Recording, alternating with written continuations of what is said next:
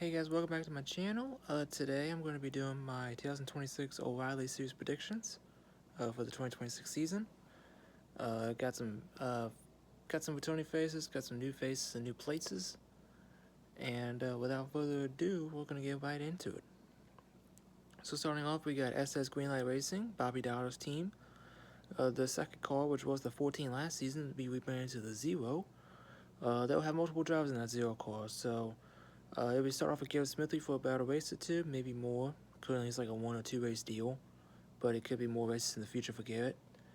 Then Alex Bay will be winning the road courses in the Zero cars, so that'll be about five races right there, with Coda, Circuit Americas, San Diego, not Portland, Sonoma, Watkins Glen, and the Charlotte Roval.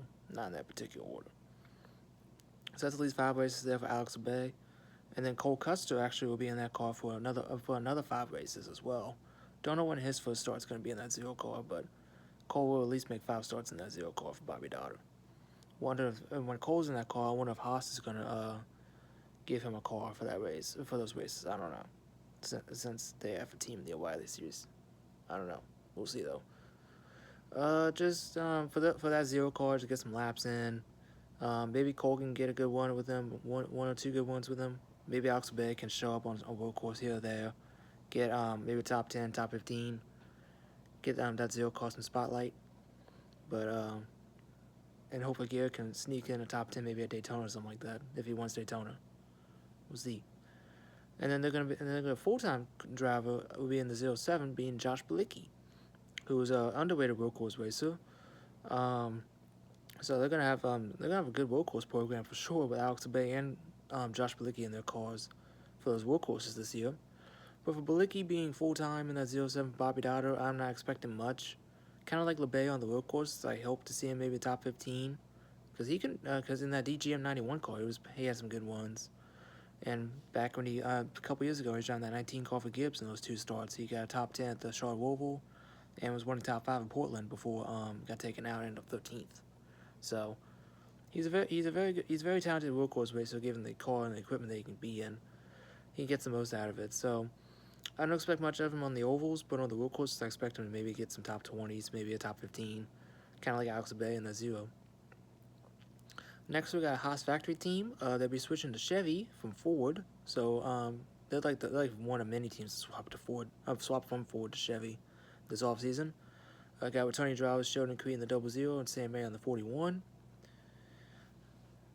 I don't know when it's time for Sheldon Creed to get a win, man. I don't know. He's been 1-up 15 times now. he finished second again this year at Bristol. His teammate Sam kind of held him up a little bit. A lot of Ocampo to win that race towards the end. I think it was in the fall, like towards the playoffs. So I hope with Chevy Power underneath the hood, I think in Hendrick engines, I think Sheldon could get some. I think he can. I don't know. I think he can get that win finally. Who knows? But Sam Mayer, he had 1 win last year, being in Iowa.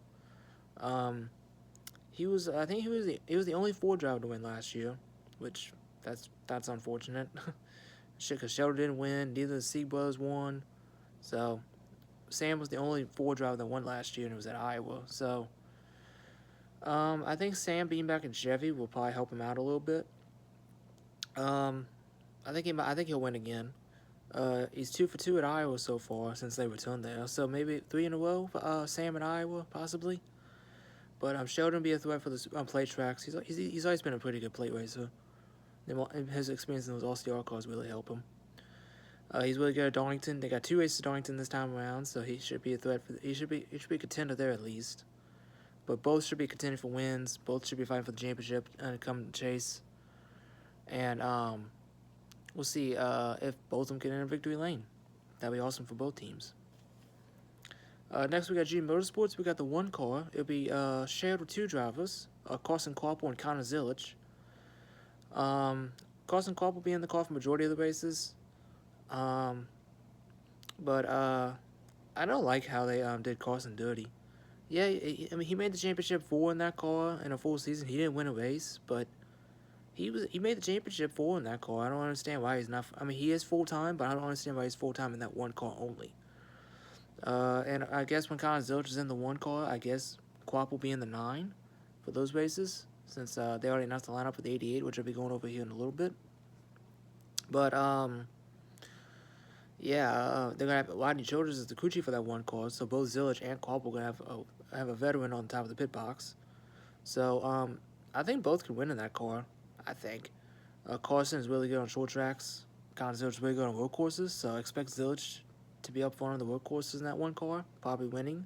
Compete with SVG in the 9, who will be winning the road courses, I'm pretty sure, some of them. And I expect Carson Quapple to be up front on the short tracks, maybe sneak in a win, maybe get some top 5, top 10 ones.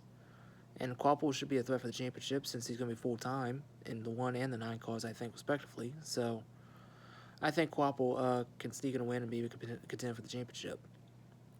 Next, we got Justin Allgaier in the 7. He lost his crew chief, Jim Pullman, to the Cup Series, so Andrew Overstreet will be his crew chief, who was Carson Quapple's crew chief last season. So Andrew could be a threat for to help Allgaier help get some wins again. Not only again, but should get multiple wins in that 7 car. I think any crew chief you give Allgaier, he could probably win with, honestly. So I expect Allgaier to win multiple races. I expect him to compete for the championship again. Should be a threat for the championship. Should probably be the favorite now, since Zilch won't be full-time in O'Reilly anymore. He's in Cup now. So I think Allgaier will be full-time, and not full-time, but full threat for the championship in O'Reilly. Next we got Sammy Smith in the 8. The only other full-time, or at least full-time driver in the one car, in the 8. Carson Quapple will be the 3rd full-time driver with 2 cars. But Sammy being the 8, he stole a win at Rockingham this past fall. Not past fall, this past spring. He was a threat to win both races at Martinsville this past season. He dumped Taylor Gray in the spring race, but he didn't dump him in the fall race, which is glad to see. Excuse me. So Sammy should be a threat, at least at Martinsville and short tracks. So maybe Bristol as well, Martinsville for sure. Maybe Iowa, but who knows about Iowa, honestly. But Sammy Smith should be a threat. He should make the chase. Should be a guarantee for the chase. Should compete for wins. Probably can get maybe 2, 3 wins at least. He should get 1 for sure. And he should be a threat for the championship as well. Next, we got the 9 car for JRM. We'll have at least 3 drivers in it. Walsh Chastain will be winning maybe at least 5 or 6 races in the 9 car. He'll be winning 4 races in the 32 for Jordan Anderson, once we get to Jordan Anderson racing, we'll talk about Chastain's races in the 32. But he should be at least 6 of those races, 6 of the 10 races that he is able to run in that 9 car. It won't be at least the road courses, so SVG would probably be in that 9 car for those races, at least. But Chastain, he was a threat in that 9 car for most races. Got some top, I think, in 5 starts he made, he had 3 top 5s and 4 top 10s. So he should be a threat in the 9 car to win races. At SVG, he's a threat on the road courses. I think if Zilch is going to be in the 1 car on some of those road courses, he and SVG are going to have a great battle again. Kind of like Sonoma and Chicago last season between those two. And not only going to be a threat in the Cup Series, but they're going to be a threat in the O'Reilly Series on road courses too, for the most part. So I expect SVG to be probably one of the road courses in the 9 car, compete for wins. And I think Carson Quap will be in the 9 car for the races that Zilch should be in the 1. So I think Corey Shea will be the crew chief on the 9 car. He was the crew chief on that car last year too. So I don't know how Carson's going to do with Corey as a crew chief. But I think Carson should definitely be still winning top 5, top 10 in that car, regardless. Because even though that car will be mostly full-time, he should be a threat, at least in the 9 car as well, along with the 1. And then we got the 88 car, which we have HendrickCars.com as the whole season sponsor. Wajir Caruth announced that he'll be winning 23 of the races of the series 33 races in the 88 car, and then the 4 Hendrick cars and 4 Hendrick drivers in Cup will be winning the other 10. So Waja will be in the car for the first 3 races, which is Daytona, Atlanta, and Coda. And then William Byron will be in the 88 at Phoenix. And I think Kyle Larson's first race is Las Vegas. Alex Bowman's first race, I believe, is Charlotte. I think. Not Charlotte. I think it's Nashville. I think it's like Dover and Nashville, I think. I think those are his 2 races. And then Chase Elliott would be in the car, I think, at Iowa and Indy. So, 3 races for Kyle Larson, which would be Las Vegas, Texas, and Bristol. William Byron be in the car for 3 races, which is Phoenix, Darlington. Alex Bowman be in the car at Darlington and Nashville. Those are his 2 races. William Byron, I think one of his races is Phoenix, and I think another one is Charlotte. And then I think Pocono's his other race. So I think William Byron's 3 races are Charlotte, Pocono, and Phoenix. Then Alex Bowman be in the car at Dover and Nashville. Then Chase Elliott be in the car at Iowa and Indianapolis. And then Kyle Larson be in the car at Texas, Bristol, and Las Vegas. And then Waja will be in the car after Indy, which I think will be Iowa. So the next race after Indy is Iowa, and then Waja will be in that car all the way to the end of the season at Homestead.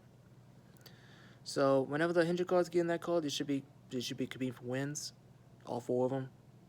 And Waja, I think he should at least be able to win in that car too. Marty Landon will be in the crew chief on the 88, so Lawson will have a familiar voice in that race at Texas, because he filled in for Connor Zilisch for that race when he injured his back at Talladega. Zilisch did. So I think Waja should be able to win that car as well, along with the 400 guys. Next, we got RCR, the reigning champion Jesse Love. Whatever we want to say about the format, he won it under the format. Blame the format. Zilisch was the better driver, but not better at Phoenix than Jesse. They both should be a threat on the super speedways. RCR is like the king of super speedways in the O'Reilly series. Both he and Austin Hill should be a threat. Jesse should be able to compete for more wins. He only got 2 technically. Daytona, the season opener, and then the championship at Phoenix when he won it. He technically crossed the line first to Rockingham, but he got DQ'd later. So I should see Jesse, even though he's the reigning champion, Jesse should be competing for more wins on the ovals.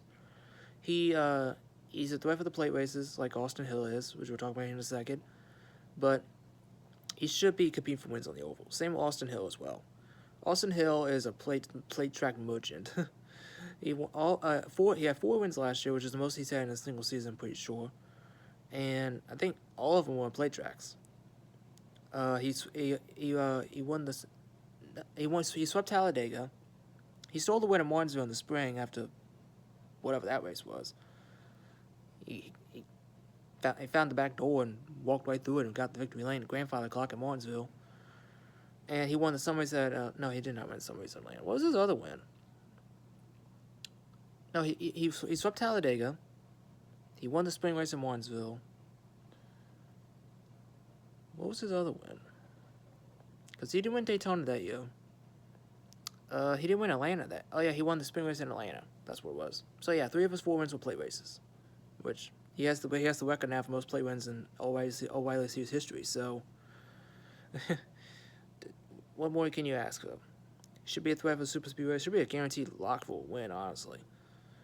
And I'd like Jesse Love. He should be winning on the ovals more. Like all but like 4 or 5 of his wins ever in the O'Reilly Series were not on plate tracks, which is kind of ridiculous, to be honest with you. Other than plate races, Austin Hill should be winning on the ovals. He should at this point. It's been the series a couple years now. He should be at least winning on the ovals consistently, not just plate races. Next, we got Alpha Prime Racing. They'll have 2 cars full time with Brendan Poole in the 44, then LeVar Scott competing for Rookie of the Year in the 45. I think they'll have a 3rd car part time, which would probably be the 4. So I expect probably Cesar Baccarello to be in that car for some of those races, like the plate tracks. So it's all about getting some laps in that 4 car, and should be interesting to see what Alpha Prime can do. For Brendan Poole, got that car in the top 20 in points, which from what I've heard is huge for that team because you get a lot of money from finishing top 20 in points. He beat the 11 car for Kaulig by 1 point. He was battling with the Kaulig cars, the 10 and the 11 last season for that 20th place in bonus points. So a lot of money for that team that they earned for that 44 team. He should be a sneaky underrated guy on the plate tracks. Could have probably won 1 or 2 races on the plate tracks, honestly. And he outperforms that car way more than he should. He's one of those guys that has some sponsorship, but nobody wants to pick him up. He's way too talented to be in that car, honestly. He should be in a better car than Alpha Prime, personally. LeVar Scott in the 45, he'll be moving up from the ARCA series to the O'Reilly series. It's a big step up for LeVar, competing for Rookie of the Year. Made 2 starts last year at Dover and Gateway. Dover, he finished 19th, I believe, which I think was a great one for him. Actually, I think he finished 28th or 29th. He qualified 19th, though. And then Gateway ended up 24th, which great ones for LeVar in those 2 races. So I think LeVar is about getting experience in that 45 car, getting some laps under his belt, and try to build on from there. I don't expect him to win, get top 5s, top 10s. I expect him to get some good, consistent ones, get some top 20s, and work on getting better throughout the race. That's my goal for LeVar, personal goal for LeVar Scott. Next, we got Hettinger Racing in the 5 car. There'll be a new team to the O'Reilly series. They'll be with Ford, so they're going to be one of the, 2 Ford teams with SPS, or Sigma Performance Services, being the other car who bought out AM Racing. Other team bought out AM Racing. Talk about them in a little bit. But from what I've heard, they might have a full-time car, but with multiple drivers in it. So I expect probably some Ford guys being in that car, like the Penske drivers of Cindric and Logano, maybe. Don't expect Ryan Blaney to be in that car. Maybe some front row guys like Lane Wiggs, Chandler Smith, maybe, to make some starts in that 5 car. Maybe some front row Cup guys, maybe Noah Gragson, Todd Gillen, and Zane Smith be in that car for some races. I've heard they will be full time, but not with one driver. They'll have multiple drivers, I believe, in that 5 car. Who those drivers are going to be, we don't know yet. So it's all about getting experience and having some drivers like Cindric and Logano, champions of the sport, being in that car should be really helpful for that team to get up and going. Next we got Hendrick Motorsports. They're gonna be full-time in the O'Reilly series for the first time since like 2006, I think. So that's gonna be interesting. It's gonna be interesting for Hendrick to have a 1 car full-time in O'Reilly. It'll be Corey Day behind the wheel of the 17.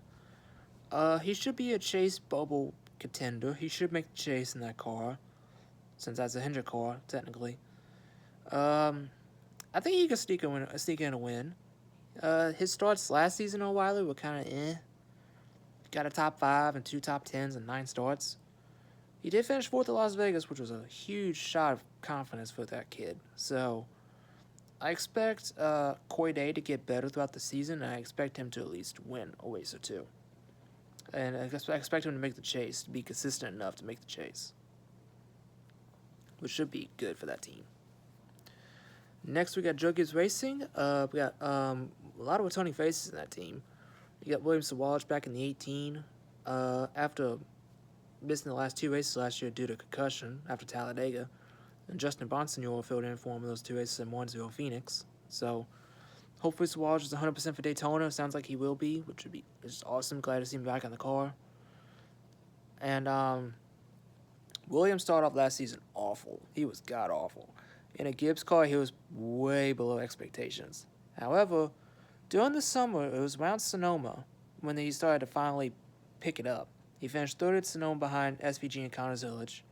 He finished 2nd at Connors Village at both Gateway and Portland in the regular season. So he was starting to build the momentum towards the end of the season, and of course the concussion derailed that at Talladega. So Williams should hopefully pick up where he left off his first season. His second season for O'Reilly in 18 full-time. He could sneak in a win. I could see him sneaking in a win. I don't know where, though.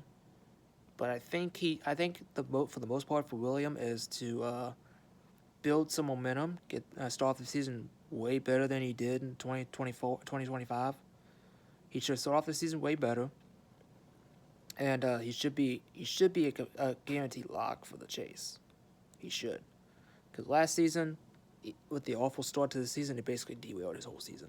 Basically, it was doomed from the start. He had to win at that point, and he was not competing against Colin Zilic every week. So without Zilic in the field, he should be more of a threat. Should. Next, we got the 19 car, which will have one driver for the majority of the races, being Brent Cruz. However, they have a new rule in place where drivers under the age of 18 can run 1.5 miles or 1.5 miles or shorter, or I should say under 1.5 miles. So like Phoenix, Gateway, Darlington, Bristol, Martinsville.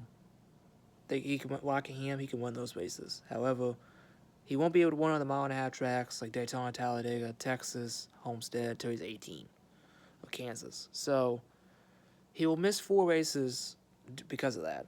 He'll miss Daytona, Atlanta, Las Vegas, and Darlington.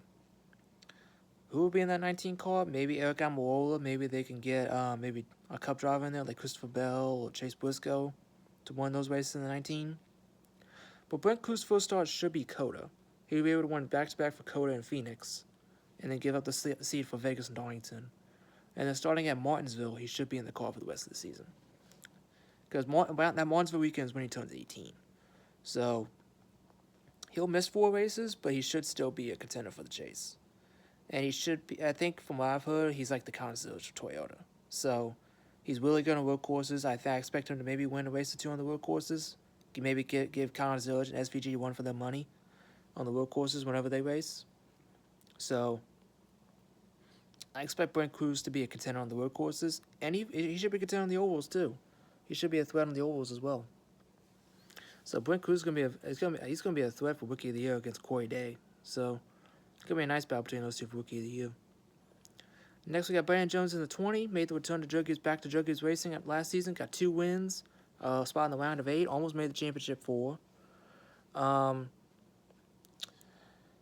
He won Darlington in the spring, and then he won Kansas in the fall. So it wasn't the fall, now it's in the spring. So Brandon Jones picked up a couple wins back at home in JGR. I expect him to compete for wins again. I expect him to make the chase. Should be a guarantee to make the chase. Maybe a threat for the championship, maybe not. But I expect him to at least be a contender. Next, we got Taylor Gray in the 54. Picked up his first career win in Martinsville last fall. Should have picked it up in the spring, but like I said, Sammy Smith dumped him and handed the win to Austin Hill. So, but Taylor finally got that monkey off his back. Got that first career win in Martinsville, a track that he's been robbed at a couple times now.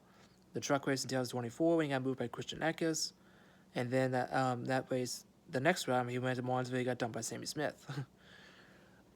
And then Taylor finally broke through. Third time to charm for Taylor at Martinsville, I guess. Finally broke through and got that win.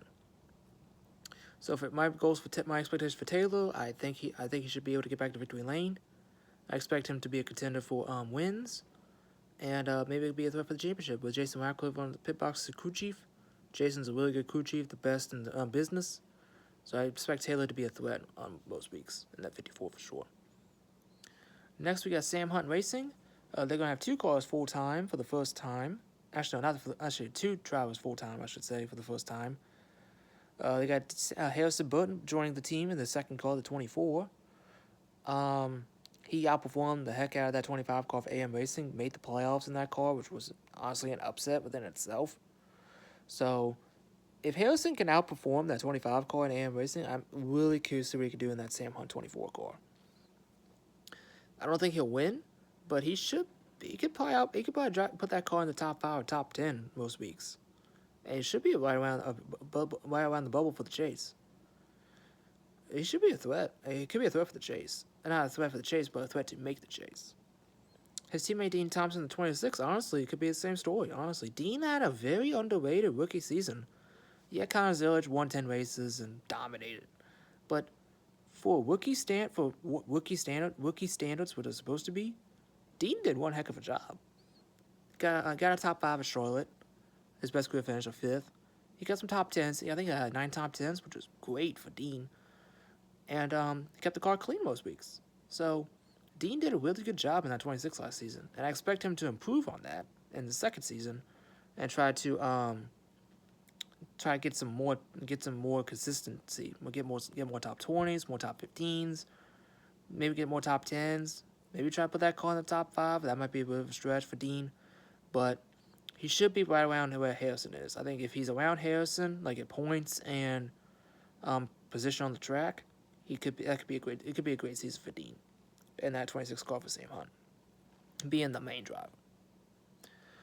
Next we got SPS or Sigma Motorsport Sigma Performance Services. They're an ARCA team. They bought out AM Racing. I guess they'll still be winning the 25 next season. I know there will be a 4 team next season. So from what I've heard, I think they'll be the main 4 team, like the powerhouse 4 team. There's gonna be only 2 4 teams. It sounds like for 2026. Apparently, there was a rumor that Nick Sanchez might take over that ride. We'll talk about Nick here in a little bit with the 48 car, Big Machine. But if Nick goes to that 25 car, being the face of Ford in the O'Reilly series, that's gonna be interesting. Because Ford, for whatever reason, they just don't have anything in O'Reilly. They had only like 5 cars last season, and it sounds like they're downgraded to 2 this season. So, which is bizarre. It even sounded like that Ford would be out of O'Reilly altogether, from what it sounded like. So I'm really curious what Ford's thinking for the O'Reilly series. It seems like they're putting all their eggs in that cup basket for some reason. Who knows? Next, we got Jeff Button and Jordan Anderson Racing in the 27. Apparently, he had an offer from Spire in the truck series. I don't know why he took that. I don't know why he didn't take that deal, because he could be a threat in that Spire truck week in, week out, especially on the plate tracks. But he's also a threat on the plate tracks in the O'Reilly series as well in that 27 for Jordan Anderson. So I expect Jeb to be a threat. He was almost a playoff spoiler too, like Harrison was, his cousin. So I expect Jeb to be around in that chase bubble again this season, because because of those stage points, he would not have been in that position to make the playoffs last season. I expect Jeb to hopefully sneak in that win again like he did in 2023. Almost won it this past season at Talladega, but just this much away from making that playoff spot, this close, all because of Austin Hill. And the team, Jordan Anderson, will have a bigger alliance with RCR as well, so a bigger technical alliance, so that should help Jordan Anderson racing out a little bit as well. Next, we got Blaine Perkins in the 31, back for another season. He was kind of there. He did get 3 career best finishes at Talladega both times, and at COTA. He had a great one at COTA, coming home 9th, beating a Gibbs car and Williams at Wallace too, which is huge. Finished 9th in that race, and then he finished 7th at Talladega in the spring. Then he backed it up with another 6th at Talladega in the fall. Those were his only top 10s though in the year, compared to Jeb Button, who was outperforming him every week, and giving that car a run for its money. At 27, so I expect Blaine to hopefully improve in the next season, but I don't know what. Compared to Jeb, I don't think he's gonna outperform that 27. I think Jeb's going to be the main guy, and I think Blaine's going to be the second fiddle. Then they're going to have a third car full-time, being the 32. Like I mentioned Wajid Caruth will be winning 23 races in the 88. His other 10 races, like I mentioned, with the Cup Series drivers being the 88, Wajid will be in the 32 for those races. So his first start in the 32 for Jordan Anderson will be Phoenix, when Byron's in the 88. So it sounds like what am I trying to say here? It sounds like it's mainly the ovals that Waj will be in that 32 in. But it sounds like the plate races, like Atlanta, Daytona, Talladega, Waj will be in the 88. So it should be a good learning experience for Waj to be going back and forth between 2 cars and 2 different teams. Being in the powerhouse 88 for JOM compared to 32 for Jordan Anderson, it should be a night and day difference. However, I think Wajda could still make the chase being full-time in those 2 cars, which would be huge for Waja to not only be full-time, but for 2 different cars and 2 different teams, but being able to get that get to learn a little bit about what he could do in a car, like what he could take in the 32 versus what he could take in the 88 in terms of wall power and potential. And try to get the most out of the car. That's basically what I'm trying to get at. And Wash Chastain will be in like I mentioned, he'll be at least 6 of the 10 races in the 9 car for Virginia Motorsports. The other 4 will be in the 32 for Jordan Anderson. So his first start in the 32 will be at Atlanta in the spring, and they'd be back-to-back at Coda as well. And then he'll be in the car again in Watkins Glen and then Sonoma. So he'll be in the car for the road courses, so that just leads me to believe that SVG will be in the 9 car for those races as well. So, maybe. We'll see. But, having Was in that car too, like Waja, is great for that team. Because Was basically is the underfunded juggernaut, I guess you'd call it. Because he's the same guy that drove those JD Motorsports 4 cars to the limit. So I expect Was to do the same thing in the 32 for Jordan Anderson. Kind of like he did with Colleague in the 10 for a little bit. Like I mentioned, he did JD Motorsports in the 4 car. Nice in the Truck Series, winning multiple races and competing for the championship there. So I think Was being behind the wheel will really help Jordan Anderson out, and Waja as well. A young phenom Waja Karuth and a veteran Wash Chastain should help Jordan Anderson and the 32 team get back up on the get them on their feet, especially that 3rd car full time for the first time. Next, we got RSS Racing. They'll be joining Haas and switching to Chevy as well. Both Sieg Bros will be behind the wheel. Once again, Kyle in the 28, Ryan in the 39. Ryan was so close to winning again this season. Not as close to 2024, but he was close again. Had an opportunity in that 41 car when Sam got basically suspended from NASCAR. But I think Ryan will be a threat again, especially on the super speedways. Ryan's always a threat on those plate tracks. Excuse me. And now with being back with Chevy for the first time since 2020, with Hendrick engines on the hood, I think Ryan could be a threat, especially with having some Chevy friends out there, knowing that what he can do in that 39 car. His brother Kyle in the 20 on the other hand, he had a great one, honestly, going in that 39, filling in for his brother. So if he can have that same kind of car every week in that 28, Kyle should be a threat. Should be up there with his brother every now and then.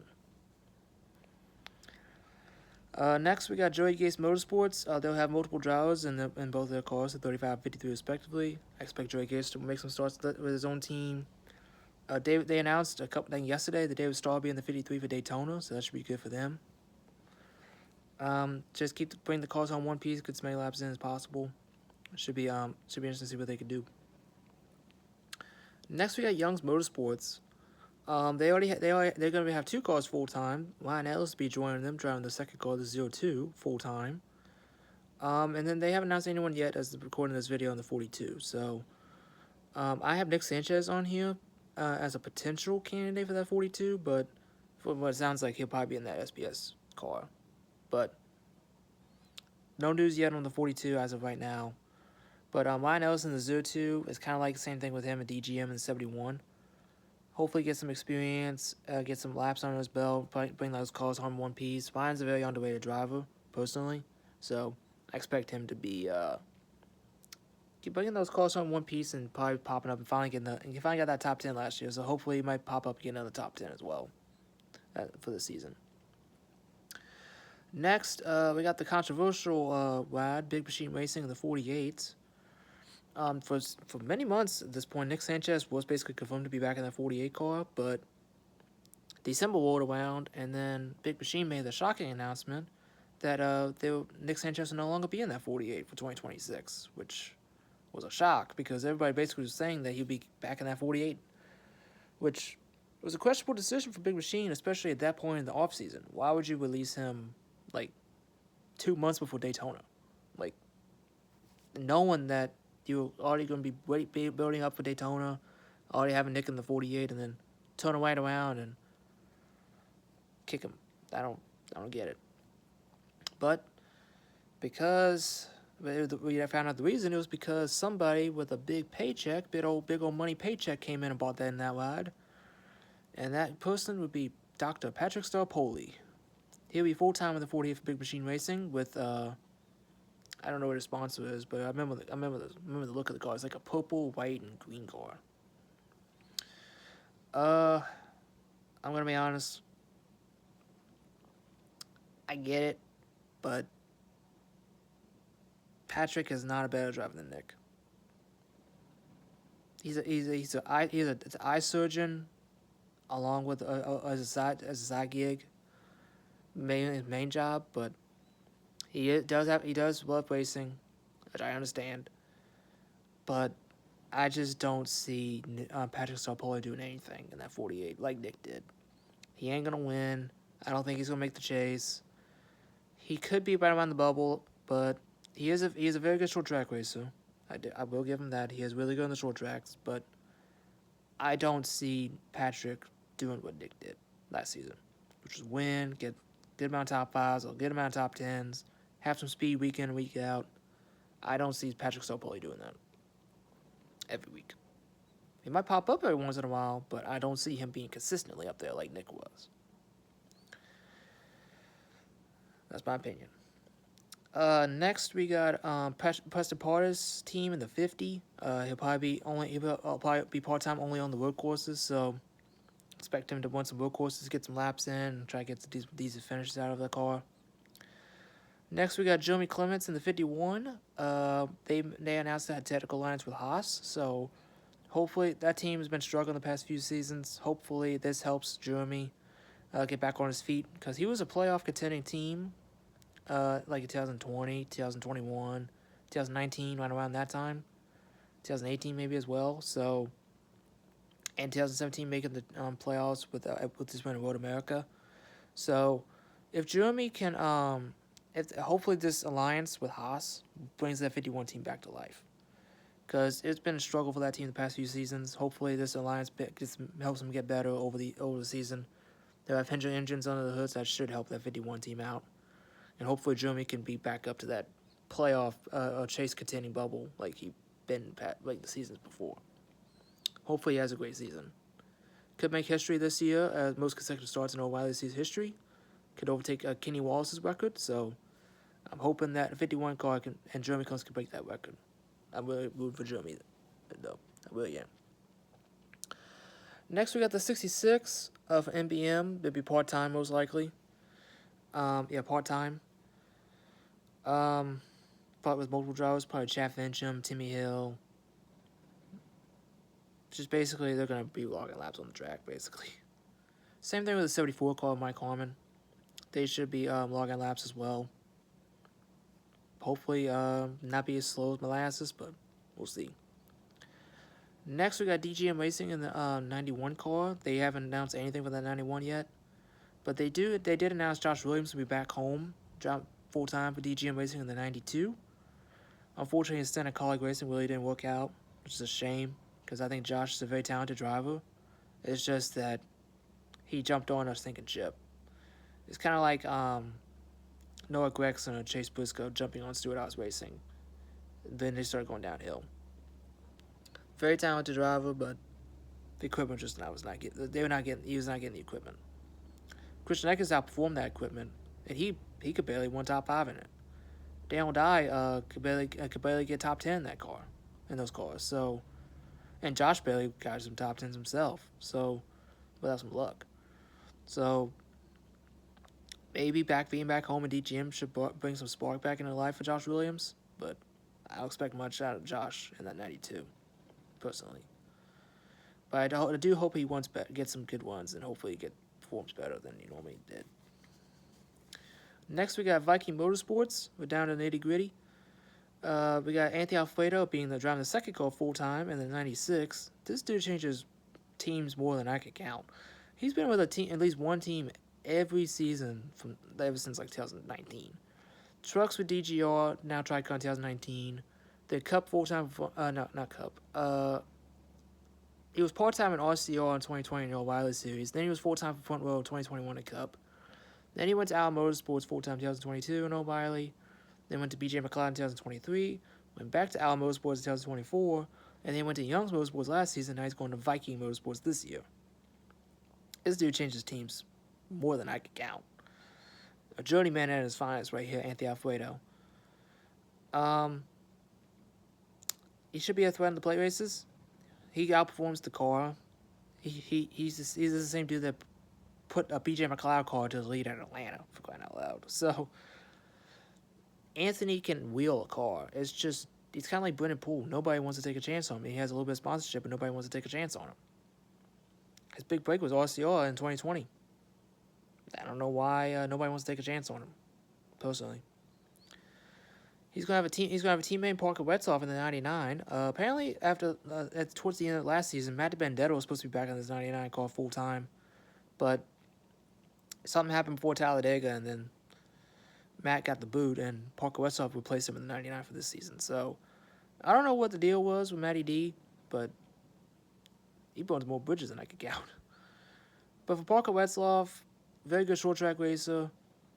Should be able to, he had some great speed in that Alpha Prime 4 car on those short tracks. Almost got a pole, I think, almost got a pole at Rockingham. So maybe he can pop up, or maybe in qualifying for that 99 car for Viking Motorsports. They'll have an alliance with RCR as well.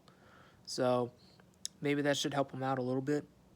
And hopefully both Anthony and Parker could get some momentum under their feet.